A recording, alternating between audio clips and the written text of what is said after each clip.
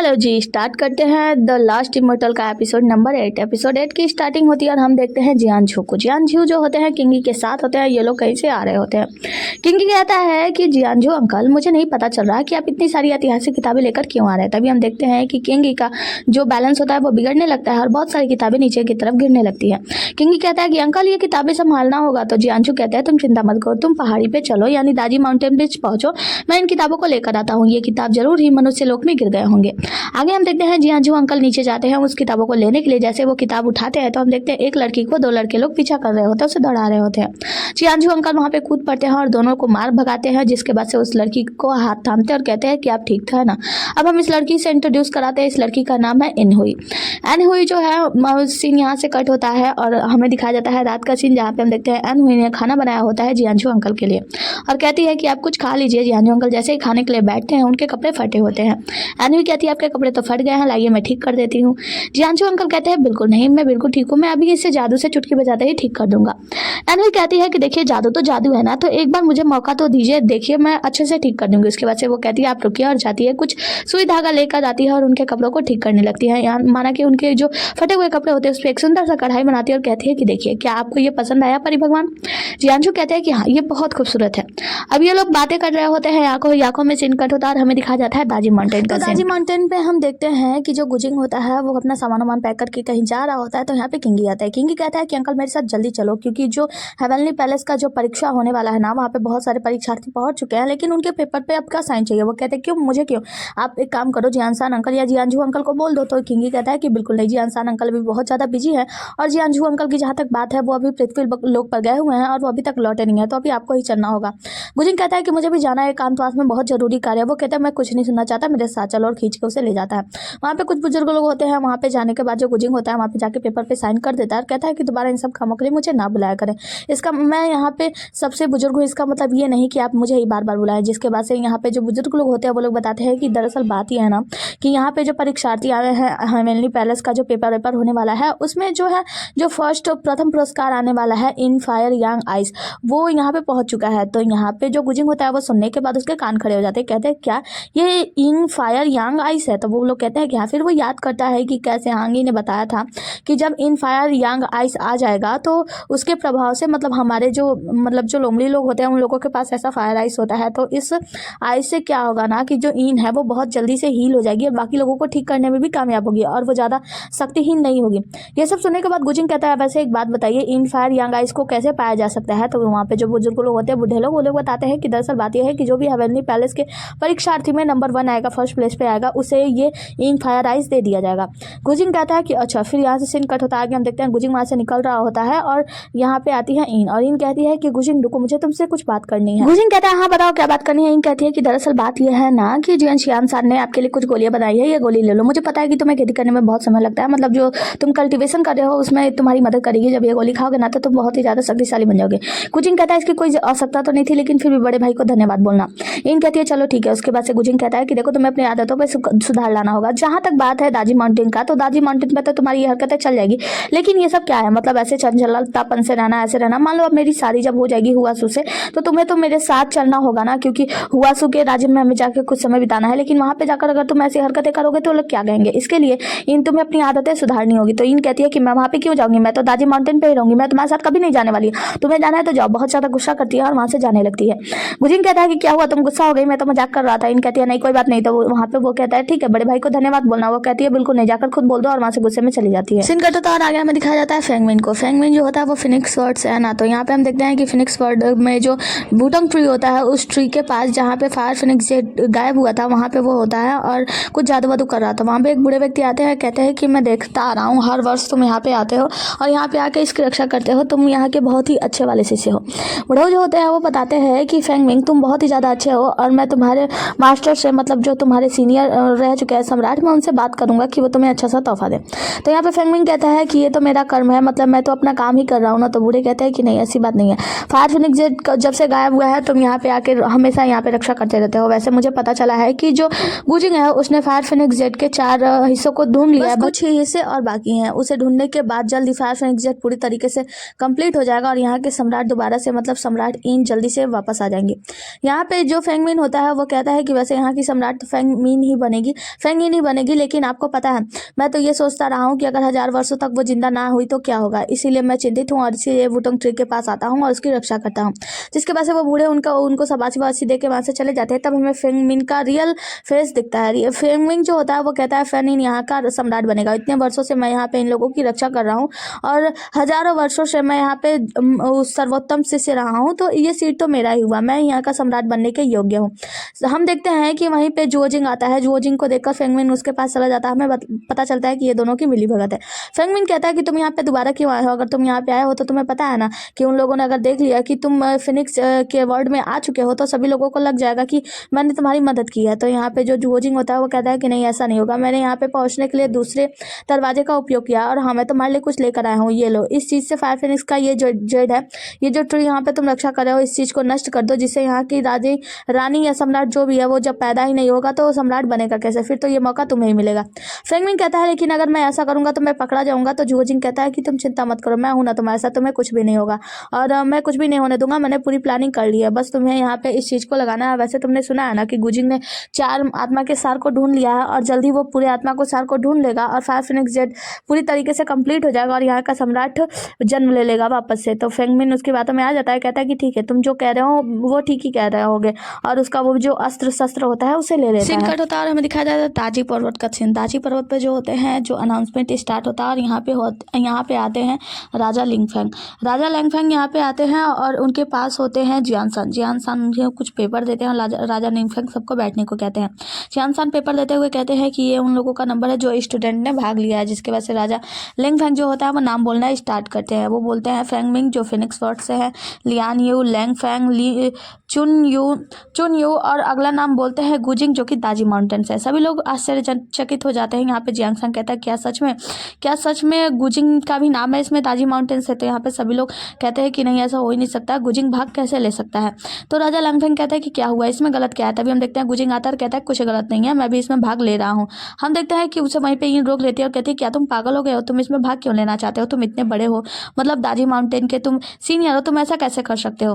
तभी हम देखते हैं गुजिंग कुछ बोलता है, उससे पहले ही हम देखते हैं कि राजकुमारी हुआशु वहाँ पे आती हैं। राजकुमारी हुआशु को देखकर यीन कहती है कि पक्का ये राजकुमारी हुआशु के वजह से ही ये सब कुछ कर रहा होगा। सभी लोग राजकुमारी हुआशु को देखकर खड़े हो जाते हैं और राजकुमारी हुआशु जो होती है बड़े ही एटीट्यूड में आती हैं। राजकुमारी हुआशु जब वहाँ पे पहुँचती हैं तो राजा लिंगफेंग जो होते हैं, लैंगफेंग उनसे कहते हैं कि अच्छा एक बात बताइए, आप तो अभी भी बीमार थी ना? हम देखते हैं कि गुजिंग पूरी तरीके से राजकुमारी हुआशु में खो चुका होता है। यीन कहती है कि क्या हुआ? तो वो कहती है कि ये तो उसमें ही खो गया है, छोड़ो इसे। राजा लिंगफेंग कहते हैं कि वैसे मैंने सुना था कि आप बीमार हैं, आपको यहाँ पे आने की क्या आवश्यकता थी? तो राजकुमारी हुआशु कहती है कि दरअसल बात यह है, यहाँ पे जो ये सब कराया जा रहा है प्रतियोगिता, उसमें तो मेरा आना निश्चित ही था ना, क्योंकि मैं भी तो कोई छोटी मोटी हस्ती नहीं हूँ। राजा कहते हैं कि बिल्कुल आइए बैठिए। जिसके बाद से राजा लिंगफेंग जो होते हैं वो एक पक्षी को आज़ाद करते हैं और कहते हैं कि ये पक्षी जो है, इसके जो बैगनी किरणें हैं ना, उसमें कुछ जहर वहर लगा हुआ है और आप लोगों को जाकर इसे, जो 2 लोग इसमें सफल होंगे कार्य में, जो कार्य में बोल रहा हूँ, वो जो बैगनी किरणें हैं जो जहर का, उसे हटाना है या उसे पकड़ना है। जो लोग 2 लोग इसमें सफल होंगे वो विजेता घोषित कर दिए जाएंगे और हाँ, जब भी जान का खतरा होगा तो आप लोग वहां से लौट आना। अभी प्रतियोगियों को एक सफेद कलर का बोतल यानी उसमें कुछ जहर वहर होता है वो थमा दिया जाता है। कहते हैं कि अब आप लोग अपना काम स्टार्ट कर सकते हैं। जिसके बाद से सीन कट होता है, हमें दिखाया जाता है कि जो पक्षी होता है वो आकाश में उड़ने लगता है। अब आकाश में ये सभी लोग लिंगफेंग, लियान यू, फेंगमिंग और गुजिंग, ये सभी लोग आकाश में पकड़ने के लिए जाते हैं। गुजिंग जो होता है वो पक्षी की तरफ बढ़ता है। तभी हम देखते हैं कि लिंगफेंग जो होता है, मतलब उसका दुश्मन एक तरीके से माना जाता है, वो क्या करता है, गुजिंग को वहीं दोनों हाथों, जो उसके दोनों हाथों को वहीं पे बांध देता है। गुजिंग तो वहीं पे अटक जाता है, कहता है अब मैं आगे कैसे बढ़ सकता हूँ।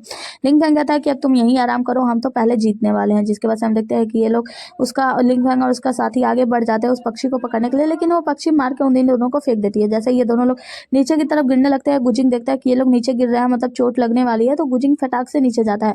क्योंकि नीचे जो हुआसु होती है, हुआसु वहीं पे खड़ी होती है, उसे चोट लगता है, उससे पहले गुजिंग हुआसु को वहां से बचा ले जाता है, मतलब उन्हें साइड में कर देता है। हुआसु कहती है कि तुम्हारा बहुत बहुत शुक्रिया, तुमसे मिलकर अच्छा लगा। तो गुजिंग खुश हो जाता है, कहता है कि कोई बात नहीं और अब मैं चलता हूँ। और गुजिंग फिर उठ के चला जाता है उस पक्षी को पकड़ने के लिए, या अपना जो प्रतियोगिता किया है उसने, उसमें शॉर्टकट में बात करते हैं कि जो गुजिंग होता है वो वहां से लड़ाई के लिए चला जाता है और जो राजकुमारी हुआसु होती है, मोर कबीले की राजकुमारी, वो यहाँ पे होती है। लैंगफेंग आते हैं, उनसे कहते हैं कि राजकुमारी हुआसु, मोर कबीले और जो ईगल कबीला, इन दोनों के बीच में लड़ाई चल रही है। मैंने अपने राज्य में घोषणा कराई है, मैंने कुछ मंत्रियों को आदेश दिया है, जल्दी ये कबीले की लड़ाई रोक दी जानी चाहिए। लेकिन अगर ये लड़ाई नहीं रोकी जा सकती तो फिर मैं क्या करूंगा कि जो ईगल कबीले हैं और जो मोर कबीले हैं हैं इन दोनों के राजा को, मतलब मेन व्यक्ति को ले जाकर मैं इसके बड़ी वाली अदालत में ले जाकर खड़ा कर दूंगा। और हाँ, मैं पूरी कोशिश करूंगा कि राजकुमारी हुआशु यानी जो मोर कबीला है ना, उसे कोई नुकसान ना पहुंचे। राजकुमारी हुआशु कहती है कि आपका बहुत बहुत शुक्रिया, मैं आपका बहुत ज्यादा आभारी रहूंगी, और वहां से साइड चली जाती है। जिसके बाद से हमें ऊपर लड़ाई का सीन दिखाया जाता है। देखते हैं कि जो लिंगफेंग होता है ना, वो बस उस पक्षी का पीछा कर रहा होता है कि उसके पक्षी के अंदर से निकलने वाली जो बिजली है उसे वो इकट्ठा कर सके। और लिंगफेंग के पास में हम देखते हैं फेंगमिंग जाता है। फेंगमिंग कहता है कि क्या तुम अकेले कर लोगे? लिंगफेंग कहता है कि ज्यादा मेरे साथ अच्छा मत बनो, और उसे उठा के दूर फेंक देता है। लिंगफेंग जैसे ही फेंगमिंग नीचे गिरने वाला होता है तो गुजिंग जाके उसकी मदद करता है। कहता है गुजिंग तुम चिंता मत करो, मैं तुम्हारी मदद करूंगा। गुजिंग और फेंगमिंग दोनों साथ में मिल जाते हैं, जिससे फेंगमिंग को सबसे पहले उपलब्धि हासिल हो जाती है। मतलब उसका जो झटका वटका था, बिजली का झटका, वो उसे इकट्ठा करने में समर्थ हो जाता है। मतलब फेंगमिंग उसके बिजली के झटके को इकट्ठा कर लेता है, और इकट्ठा करने के बाद वहां से चला जाता है। मतलब फेंगमिंग तो प्रथम आ गया है। अब दूसरा सीन हम देखते हैं जो गुजिंग होता है उसका। अब जो गुजिंग होता है वो ऊपर लड़ाई वड़ाई कर रहा होता है, और फेंगमिंग नीचे आता है, सबको दिखाता है, तो सब लोग खुश हो जाते हैं कि चलो ये प्रथम आया।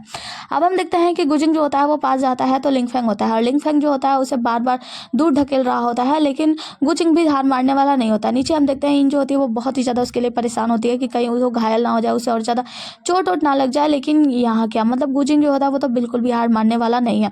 यहाँ पे सभी लोग बहुत ही ज्यादा चिंतित होते हैं, क्योंकि गुजिंग ने उस पक्षी के पैर को ही पकड़ लिया और उसे बहुत ज्यादा बिजली के झटके लग रहे होते हैं, जिससे उसे वो बहुत ही ज्यादा घायल हो रहा होता है, आहत हो रहा होता है। उसके मुंह से खून निकलने लगता है, उसके शरीर के अंग अंग से खून निकलने लगता है, क्योंकि वो बिजली के झटके जितने भी उसको लगते हैं ना, वो उसे बहुत ही ज्यादा नुकसान पहुंचा रहे होते हैं। नीचे से सभी लोग देखकर बहुत ही ज्यादा परेशान हो रहे होते हैं। हम देखते हैं कि गुजिंग जो होता है उसके बिजली के झटके को, मतलब एक झटके को ऐसे करके वो रोक लेता है, उसको कैद करने ही वाला होता है, तभी वहां पे बादल बहुत ज्यादा काले हो जाते हैं। मतलब देखा जाए तो बारिश होने वाला मौसम बन जाता है। गुजिंग जब ये सीन देखता है तो वो बहुत ही ज्यादा परेशान होता है कि अब मैं क्या करूंगा। और यहाँ पे हम देखते हैं नीचे सभी लोग परेशान हो रहे होते हैं। जियानसान कहते हैं कि मुझे उसकी मदद करनी चाहिए, और हम देखते हैं इतने में लिंगफेंग जाता है, वो भी उसके बिजली के झटके को बटोरने के लिए, और लिंगफेंग को उठाकर तो वो पक्षी दूर ही फेंक देता है। लिंगफेंग तुरंत आके नीचे गिरता है, और इसे यहाँ पे इसके साथी वाथी संभाल लेते हैं।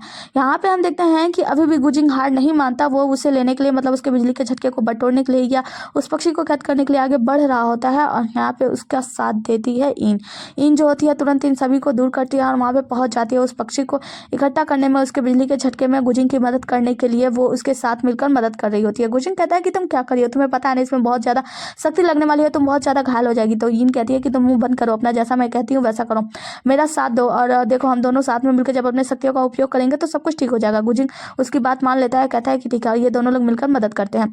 यहाँ पे जियांगसान सोच रहा होता है कि मुझे भी उसकी मदद करनी चाहिए, लेकिन हम देखते हैं कि इन और गुजिंग इन दोनों ने मिलकर यहाँ पे जो फेंगमिन होता है वो तो बस उस बिजली के झटके को कैद करके ले गया है। सभी को बिजली के झटके कैद करने के लिए बोला गया था, लेकिन गुजिंग ने इनके साथ मिलकर, ये दोनों ने मिलकर क्या किया, उस पक्षी को ही कैद कर लिया। मतलब इन लोगों को जीतने के लिए बस एक बिजली का झटका ही काफी था, लेकिन इसने तो उस पक्षी को ही कैद कर लिया। आगे हम देखते हैं कि बिजली का एक तेज झटका आ रहा होता है इनके पास, लेकिन जाकर गुजिंग उसे बचा लेता है, और ये झटका जोर का लग जाता है गुजिंग को। इन पूछती है कि तुम ठीक तो हो ना? वो कहता है कि तुम चिंता मत करो, मैं बिल्कुल ठीक हूँ। जिसके बाद से इन इसे लेकर नीचे आती है, और नीचे आने पर गुजिंग की हालत बहुत ही ज्यादा खराब होती है। सभी लोग गुजिंग के पास जाते हैं, राजा लैंगफेंग भी पहुंचते हैं, और राजा लैंगफेंग कहते हैं, और वहाँ पे जितने लोग होते हैं वो लोग कहते हैं कि तुम तो बहुत ही ज्यादा शक्तिशाली हो, क्योंकि उस बिजली के झटके को सहन करना बहुत ही ज्यादा बुरा है। जितने भी लोगों ने भी सहन किया, बहुत कम ही लोग बचकर आ पाते हैं, लेकिन तुम तो उस बिजली के झटके को कैद करते करते उस पक्षी को ही कैद कर लिए, तुम तो बहुत ही ज्यादा शक्तिशाली हो। राजा लैंगफेंग यहाँ पे अनाउंस करते हैं कि फर्स्ट में फेंगमिंग जो है वो जीत चुके हैं, और सेकंड पे गुजिंग। तो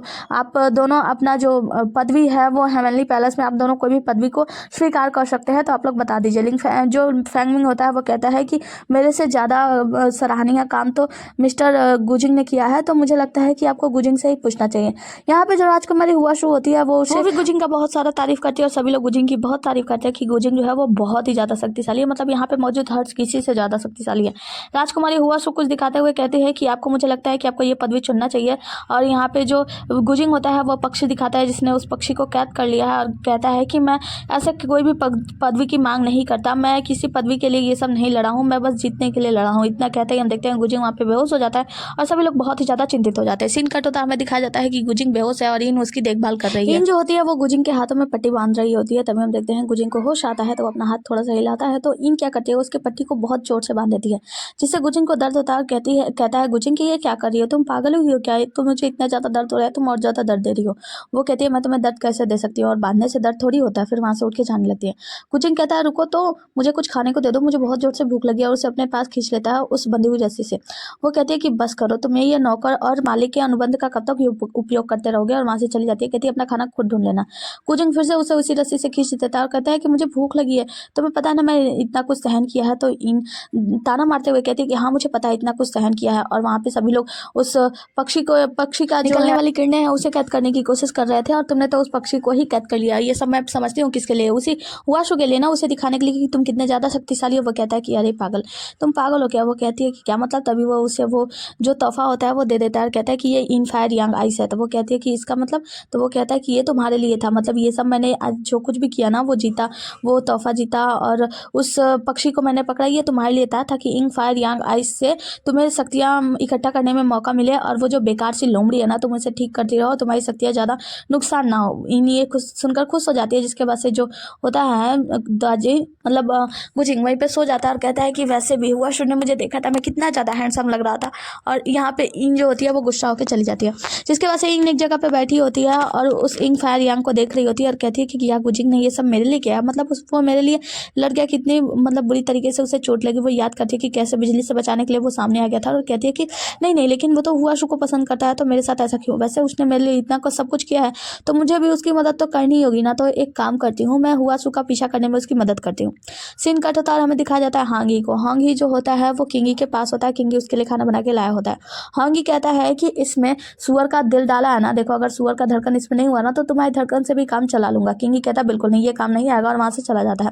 तब यहाँ पे जो होती है ईन आती है और कहती है कि हांगी मुझे तुमसे कुछ बात करनी है। हांगी कहता है क्या हुआ, मैंने किसी को नहीं धमकाया। वो कहती है कि हाँ मैं अच्छे से जानता हूँ तुमने किसी को धमकाया नहीं है, दरअसल मुझे तुम्हारी मदद चाहिए, मुझे एक लड़की का पीछा करना है। हांगी कहता है क्या तुम एक लड़की का पीछा करोगे, लेकिन क्यों। तो वो कहती है अरे मुझे नहीं, मेरा मतलब ये है ना कि गुजिंग ने मेरे लिए बहुत कुछ किया है, इसीलिए मैं चाहती हूँ कि मैं उसके लिए हुआशु का पीछा करूँ। बोला जाए तो मैं ये जानना चाहती हूँ कि गुजिंग जो है ना वो हुआशु का दिल कैसे जीत सकता है, क्या तुम कोई आइडिया बता सकते हो। यहाँ पे जो हांगी होता है ना वो उसे बहुत अजीब अजीब सी आइडियाज दे रहा होता है। तो इन कहती है कि क्या तुम पागल हो, तुम्हारे दिमाग में तो कोई आइडिया नहीं है, लोमड़ी लोग में कोई प्यार व्यार नहीं करते क्या। तभी हम देखते हैं यहाँ पे आता है किंगी और कहता है कि आप ये सब छोड़ो, मैं आपको एक अच्छा सा आइडिया देता हूँ। तो यहाँ पे किंगी जो होता है मतलब हांगी जो होता है वो कहता है कि अच्छा तुम आइडिया दोगे, क्या तुमने कभी प्यार किया है।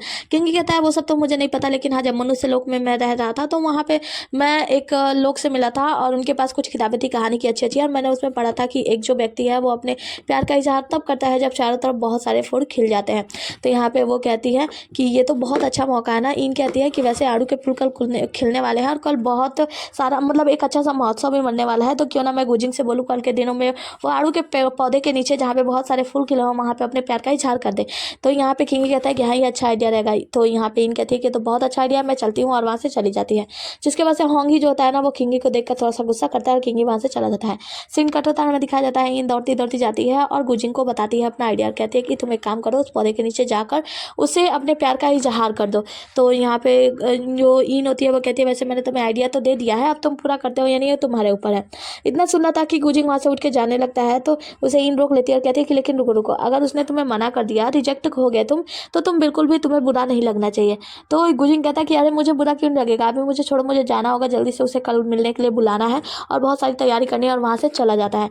गुजिंग के जाता ही हम देखते हैं इन जो होती है ना वो थोड़ा सा सैड हो जाती है। सीन कट होता है और हमें दिखाया जाता है राजा लैंगफेंग को। राजा लैंगफेंग जो होते हैं वो किताबें पढ़ रहे होते हैं और पढ़ते हुए कुछ अपने पुराने पलों को याद कर रहे होते हैं। उनके पुराने पलों में होती है राजकुमारी हुआसु जो कि अभी छोटी है और वो बैठकर एक जगह रो रही होती है। उनको रोते हुए देखकर राजा लैंगफेंग उनके पास जाते हैं और कहते हैं कि आखिर क्या हुआ, ये छोटी बच्ची किसकी है और यहाँ पे क्यों रो रही है।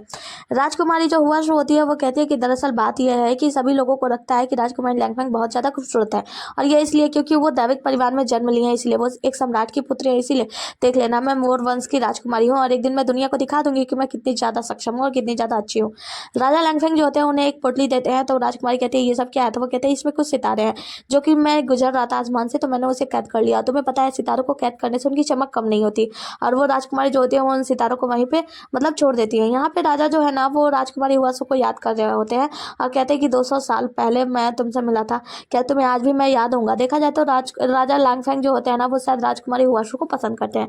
सीन कट होता है, हमें दिखाया जाता है राजकुमारी हुआसु अपने कमरे में बैठे कुछ किताबें पढ़ रही होती हैं, तो वहाँ पर उनकी नौकरानी होती है और आकर बताती है कि दरअसल बात यह है कि आपसे मिलने के लिए कोई आया है। वो कहती है कौन, तो वो लोग बताते हैं कि आपसे मिलने के लिए गुजिंग आया है।